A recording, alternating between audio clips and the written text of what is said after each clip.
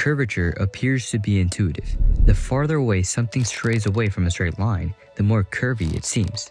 Likewise, functions have points of varying curvature. These graphs show red for curviness and black for straightness.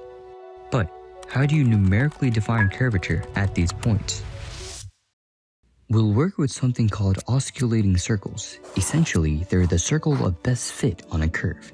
The smaller the radius of the circle, the curvier the function is, while the larger the circle is, the more straight the function is. Therefore, we can write a simple relationship. Curvature is equal to 1 over the radius of the osculating circle. Now, we just need some way to derive the radius. Imagine you have some circle, and you want to find the radius that would encompass the curve on its edge somewhere. The function of the circle is x squared plus y squared is equal to r squared. The only information we're given about the function is the first and second derivative at that point. Differentiating once, we get 2 times x plus 2 times y prime is equal to 0.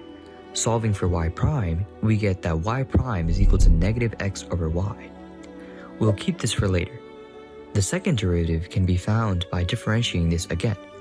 We get that y double prime is equal to negative 1 over y minus x times y prime over y squared. We'll also keep this for later. Recognizing our equation for y prime, we can rewrite it like so. Now you can express y in terms of y double prime and y prime. The next step is going back to the second derivative. Through some simplification,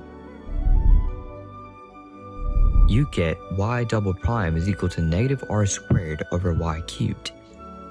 Subbing in y with y prime and y double prime, we can now solve for r. Since we know curvature is just the reciprocal of r, we now have an equation for the curvature. Now, this should make some intuitive sense. If the second derivative is 0, then there is no curvature. If the first derivative is really high, then there should also be a little curvature, since it's hard to noticeably curve a steep slope. Now, there are osculating circles and curvature for higher dimensions, but I don't really know it that well and I'm too lazy to research more on it.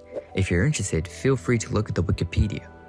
Anyway, that's it for now. Thanks for watching and I'll catch you on the next one.